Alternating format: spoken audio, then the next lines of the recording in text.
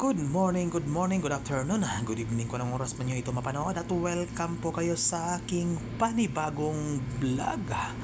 For today's video mga kakulay, mag-unboxing po tayo ng isang sample na origin talaga na kailangan kung ipa-approve ngayong araw. At ito, galing po ito ng aming customer na malalayo. Galing pa ito sa ibang bansa na Jordan. Yan. Ito yung kuha natin ngayon, i-develop na kulay, pang furniture po. Ang kulay na to, wood stain ang gusto nila, pang interior lang na wood stain. At ito yung likod ng sample, medyo may kabigatan talaga siya. Yan ang likod niya. So medyo mabigat-bigat talaga. Kung baga itong gagawin natin na pag-develop, revision na lang ito. Ikuha natin sa paano natin gawin, paano natin kulayan yung kahoy nila. Ito yung kahoy na for production nila. Naghihintay na lang sila for approval. Pag ma-approve na, saka na natin ipatakbo sa production. Sana ma-approve natin. Alam nyo naman, basta revision, nasa 90 to 95% lang talaga makukuha natin yung kulay. Hindi siya original kulay, kung baga tinatawag na revision. Ang revision talaga ang isa sa pinakamahirap, lalo na kung metallic yung pagre-revise mo. Isa talaga yan sa pinakamahirap pag sinasabi na revision. Hanggang saan yung makakaya natin at hanggang gaano ba kalapit yung pag-develop natin sa kulay na ito na wood stain na kulay. At yan ang likod, at ipakita natin yung harap kung anong kulay talaga ang titimplahin o i-develop natin. Yan, ikuan ko na yan, baliktarin ko yan, ipaharap ko yan para makita ninyo at makita din natin na ano ba talaga yung kulay na kailangan i-develop. Anong kulay ba na kailangan natin timplahin, gawa natin ng formula para sa production. Ganun lang isa sa trabaho ko talaga. Develop sa kulay at gagawa ng formula para sa ating mga mixer para hindi na talaga mahihirapan na lagyan natin ng formula. At ito yung harap ng sample. Ang ganda ng kahoy. Ang tawag pala sa kahoy na yan ay St. John. Yung kahoy nila na for production, yung maliliit na puti, yan ang for production nila. Tawag dyan ay St. John. Tapos yung sample nila, medyo kahawig din, St. John din na medyo maputi. Pero yung itong production nila, medyo maitim-itim. Yan ang tingnan natin ngayon kung may epekto ba yung pagkaitim niya yung kahoy. Yan ang bigyan natin ng buhay kung paano natin makukuha ba o hindi. Kayo na ang husga maya pag maipakita ko na kung paano ko ginawa ng ni-revise yung kulay sa stain. Yan ang i-develop natin ngayon.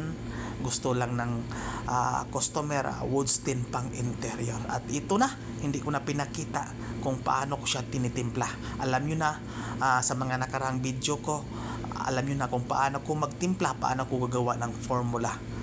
At ito ang wood stain na interior. At ito yung formula. Ayan na. Ang paggawa talaga ng formula, trial and error. Sakit sa ulo talaga. Kailangan alam mo ang bawat kulay, ang bawat pangulay, kung ano ang bawat patak ng mga pangulay. At ito siya, 1 galon yung formulation, kasi magpadala ako niyan ng kalahating galon para sila din ang titira doon. Hindi na talaga ako pumunta kasi sobrang layo na. Jordan pa ito talaga yung sample na to, sobrang layo. Lagyan ko lang kung paano ang procedure. At ito na yung ginawa ko na for approval. Kayo na ang husga kung parehas ba o hindi. Sa tingin ko nasa 95 talaga siya. Kumbaga revision talaga siya. hindi siya makukuha ng 100% pero kahawig talaga siya. Kumbaga kung igrado ko ito, kung ako mag-approve nito, nasa 98% siguradong approve ito.